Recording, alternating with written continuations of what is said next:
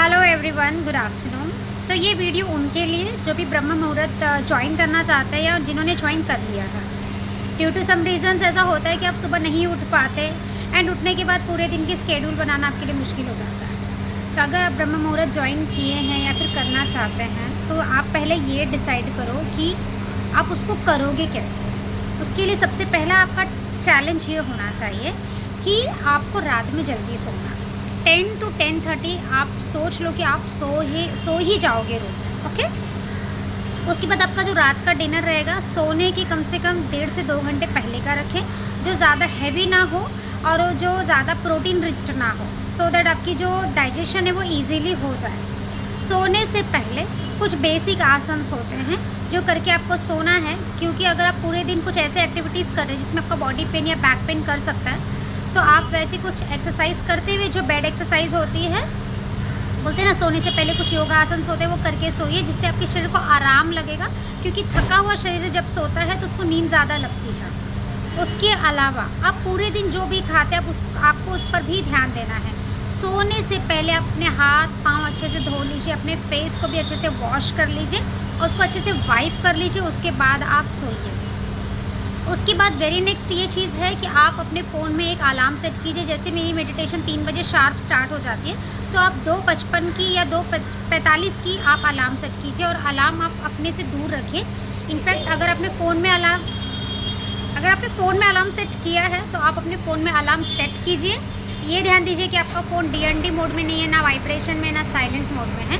आपका फ़ोन पूरी तरीके से रिंगिंग मोड में है, जिसमें वॉल्यूम पूरी तेज़ है। और आप अपने से थोड़ी सी दूर में अपने फ़ोन कर रखिए, ऐसे जगह पर रखिए सो दैट आपको उठकर अलार्म को बंद करना पड़े। अगर आपने फ़ोन में अलार्म नहीं सेट किया है, अपने अलार्म क्लॉक रखें, जो सबसे बेस्ट ऑप्शन है सुबह उठने के लिए, तो आप उसे भी थोड़ा सा डिस्टेंस पर रखिए।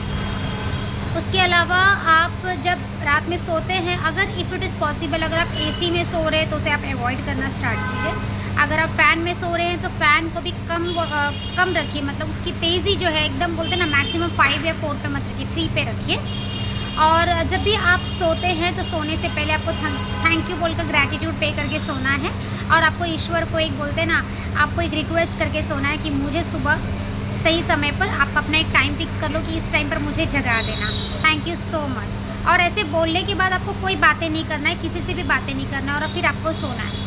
और इसके बाद आप देखना कि आप आराम से सुबह उठ पाओगे। जब आपका सुबह अलार्म बजता है उसके बाद आप उठिए, हाथ पाँव को धोइए और बैठ जाइए, क्योंकि 3 बजे तो मैं खुद ही आप लोगों को कॉल कर लूँगी।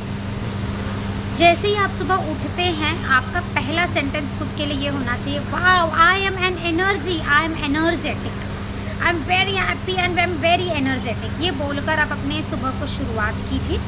इसके अलावा आप जब सोते हैं तब आप एक और चीज़ ये बोलकर सो सकते हैं कि I am consistent meditation practitioner, और मैं रोज़ सुबह सही समय पर उठकर ब्रह्म मुहूर्त की मेडिटेशन कर पाती हूँ।